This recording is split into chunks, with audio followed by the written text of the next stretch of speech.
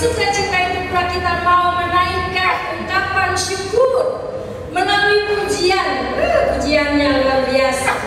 Pujian yang mau kita naikkan sebagai ungkapan syukur dan sukacita kita pada hari ini. Karena saat ini kita masih diberikan kesempatan oleh Allah yang memiliki hidup, diberikan kesempatan untuk kita saling ada di dalam saling bertegur sapa, saling bertemu satu dengan yang lainnya, dan juga kita ada di dalam persekutuan dengan Tuhan dan persekutuan dengan saudara-saudara yang ada di sebelah kiri, kanan, muka belakang kita. Oleh karena itu pada saat ini dalam sukacita, mari kita lihat ke kiri ke kanan. Coba lihat kiri kanannya, muka belakang, coba lihat atas bawah, ada atas bawah. Ya, terus mau ngapain ya? Ya, ulurkan tangan lalu jabatlah tangan sebelah kiri kanan dan muka belakang saudara.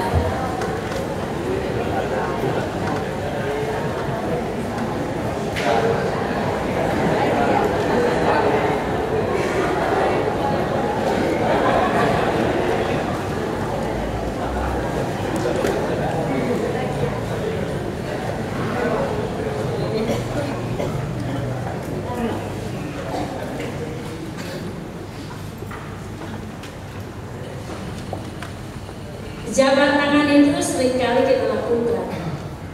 Salah satu dari simbol liturgi adalah saling berjabat tangan.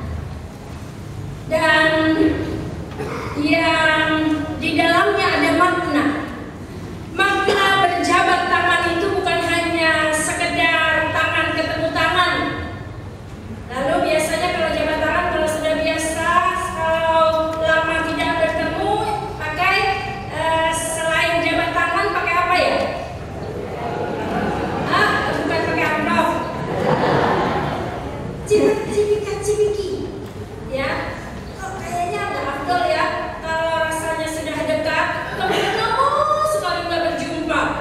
Bersalaman kita dengan muka yang sumringah, kemudian juga dengan cipika-cipiki, sukacita. Lebih sukacita lagi kalau dikasih amplop. Itu ungkapan maknanya adalah wujud nyata dari kasih. Wujud nyata dari kasih itu adalah ternyata saling berjabat tangan yang di dalam kasih itu kita mau menjalin persahabatan, persaudaraan antara satu dengan yang lainnya. Itulah sebabnya salah satu simbol di dalam liturgi adalah berjabat tangan. Ketika pendeta memasuki ibadah, itu berjabat tangan dengan pendamping. Lalu kemudian setelah selesai ibadah pun berjabat tangan dengan jemaat. Dan jemaat pun ketika masuk juga berjabat tangan dengan penerima tamu. Banyak kesempatan kita untuk saling berjabat tangan satu dengan yang lainnya. Oleh karena itulah, maka ketika kita berjabat tangan, kita mau menghayati bahwa pada saat itu kita mau diingatkan selalu untuk dapat menghayati makna kasih, dan juga mau selalu diingatkan tentang makna persekutuan. Persekutuan dengan Tuhan, persekutuan dengan saudara-saudara. Seiman, bahkan persekutuan dengan orang lain. Oleh karena itulah himbauan. Kita mau diingatkan untuk sering-seringlah kita berjabat tangan, bersalam-salaman. Hari ini, saat ini kita diajak untuk merenungkan firman Tuhan yang diberikan tema kekuatan kasih persahabatan. Lembaga Alkitab Indonesia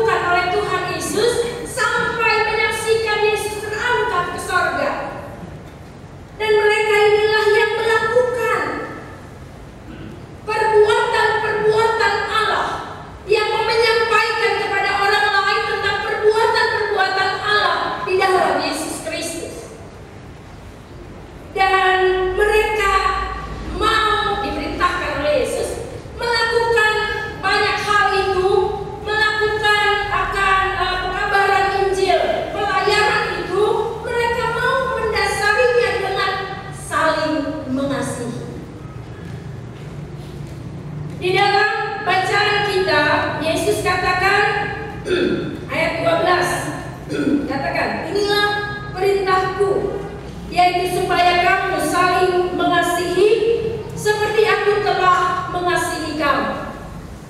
Allah di dalam Yesus Kristus sudah lebih dahulu mengasihi manusia, termasuk murid-muridnya, dan kemudian Ia mau menegaskan bahwa kamu adalah sahabatku jikalau kamu berbuat apa yang kuperintahkan kepadamu.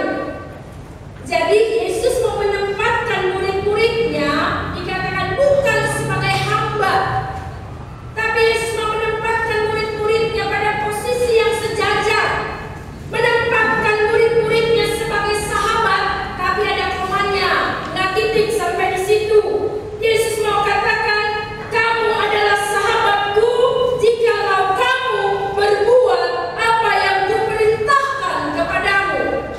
Jadi lakukanlah perintah Yesus, saling mengasihi. Ketika mereka mau menghayati dan mewujud nyatakan akan kasih itu, saling mengasihi itu, maka mereka ditempatkan pada posisi sebagai sahabat.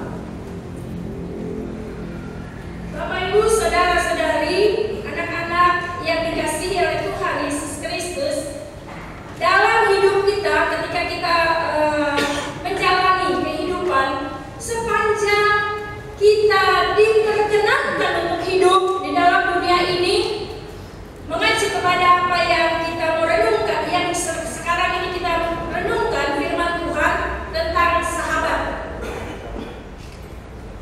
Pastilah kita punya sahabat. Coba angkat tangan siapa yang gak punya sahabat? Ayo angkat tangan coba. Ada? Enggak ada. Kita punya sahabat. Pasti.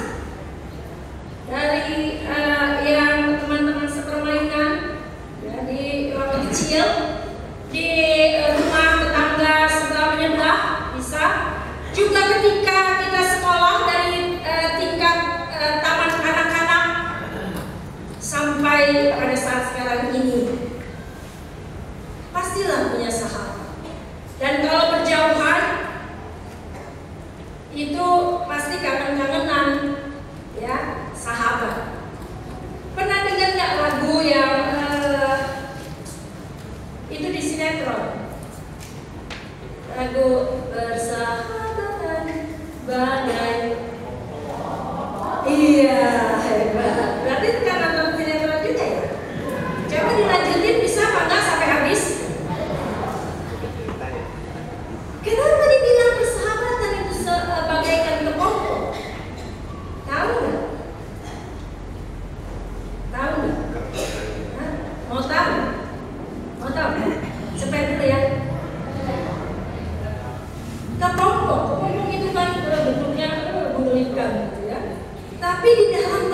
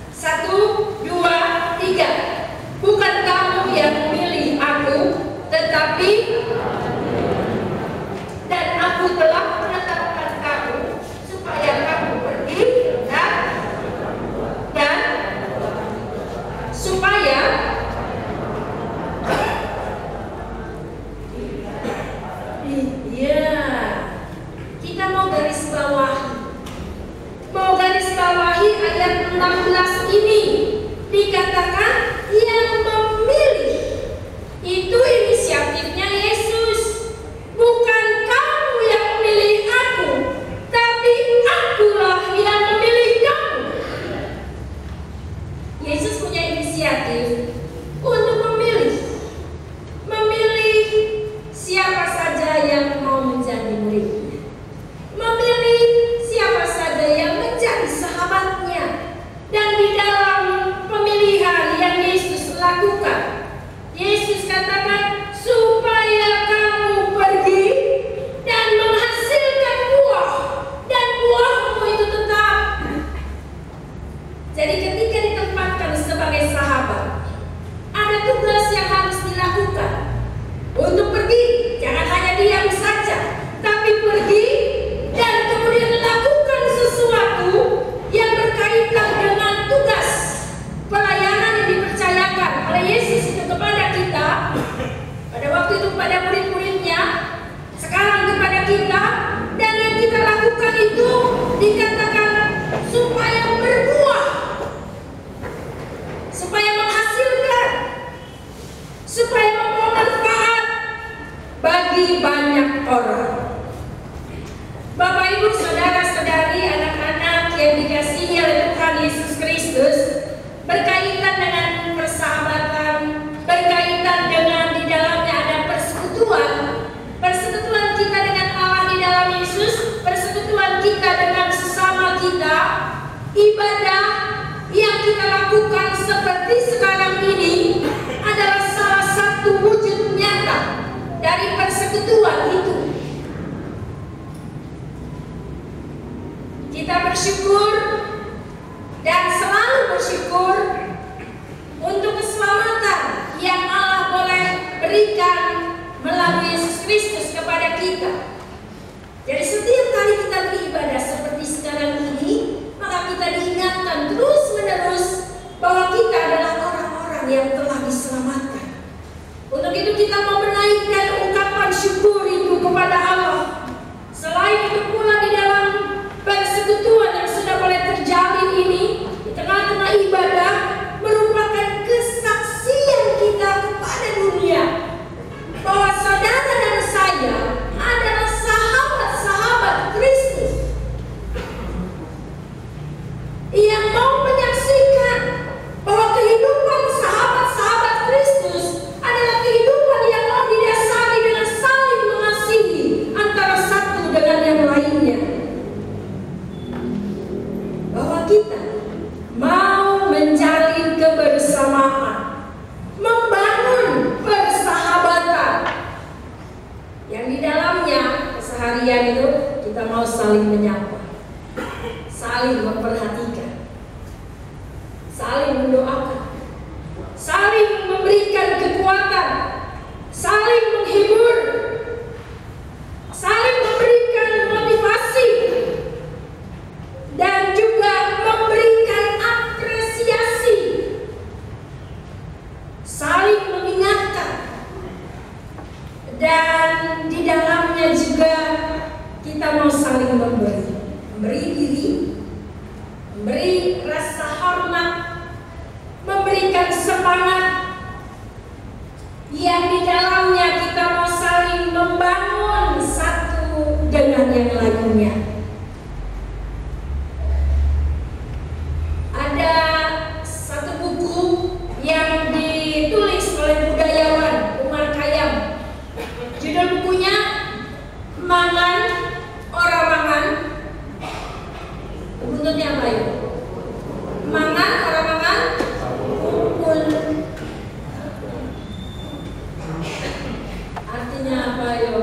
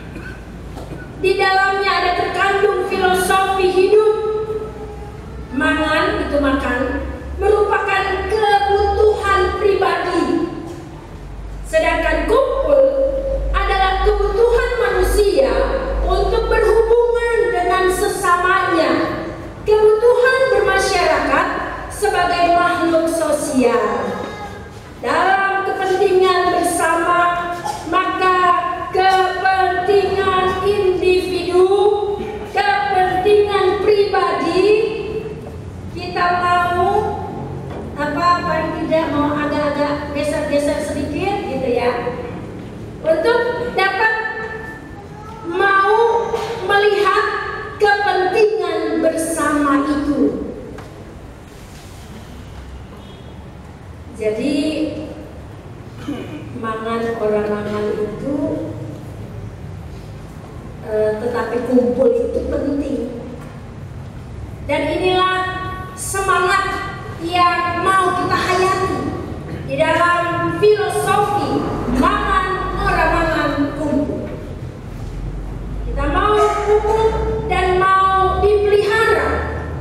Ya, secara akitabiahnya kita melihat gini, uang itu bukan utama, kekayaan itu bukan utama, tapi persekutuan di dalam kasih itulah yang utama.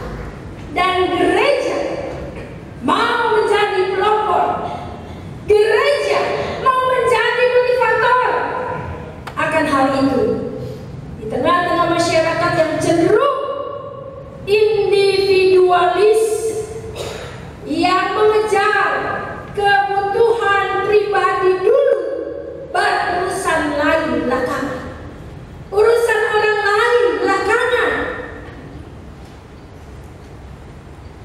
Dan kecenderungan pada saat sekarang ini, orang mau kumpul kalau ada makannya. Jadi dibalik, kumpul ono mangane ora.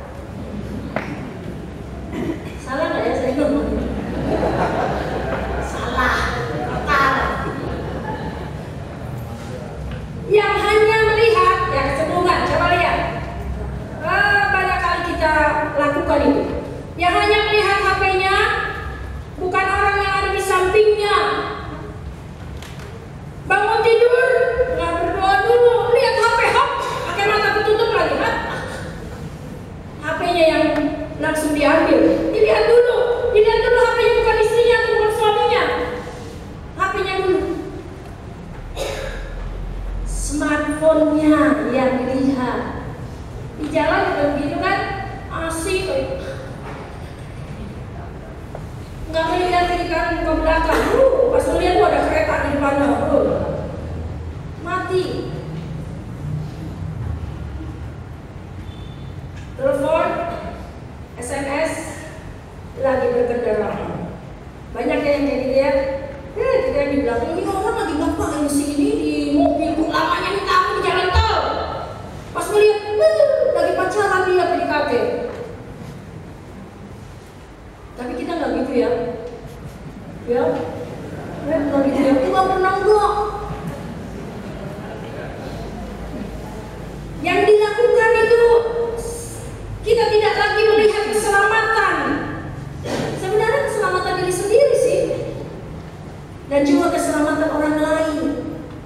Di gereja, lagi ibadah juga, masih sogon, halo, iya apa, bisnis ya, HP tetap dibuka, HP tetap aktif, atau main game. Kalau ngebetein, bete lagi khotbahnya lamanya minta ampun, udah gitu nggak enak lagi, sebenarnya minta ampun. Pokoknya kalau orang kayak gitu, tidak lagi kalau dia khotbah, apalagi kalau dia doa syafaat, minta ampun. Udah kalau bete, mau lihat aja ini game aja dah, ya. Itu anak muda. Orang tua gitu juga nggak ya?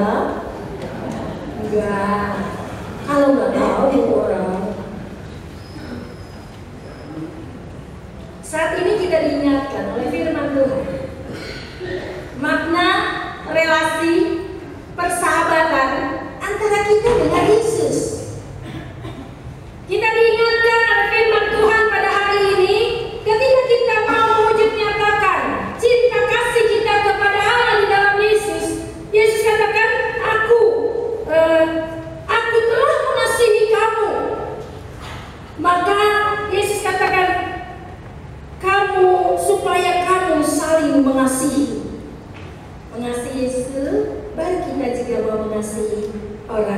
di sekitar kita. Dalam kasih ini kita dapat membangun persekutuan yang indah, persekutuan yang di dalamnya ada kepedulian, bukan hanya melihat diri sendiri. Kecenderungan kita sekarang ini, dunia yang penuh dengan kemajuan, semakin hari semakin menipis kepedulian itu. Dan kita diingatkan oleh firman Tuhan pada hari ini, agar supaya kita mau membangun persekutuan. Coba sekarang ini kita mau tetapkan, ya tergantung pada diri masing-masing saudara-saudari sekalian di dalam rumah. Coba kita mau tetapkan ada hari atau ada jam yang bebas handphone, bisa nggak?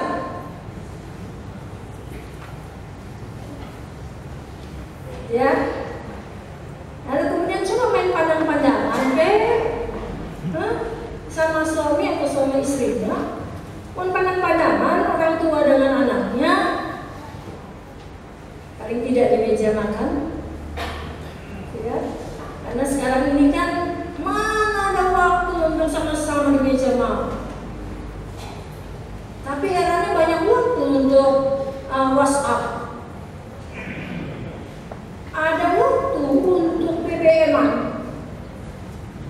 Coba sekali-sekali jangan dikuasai oleh alat komunikasi yang membawa kita semakin hari semakin jauh antara satu dengan yang lainnya. Firman Tuhan mengingatkan kita pada hari ini,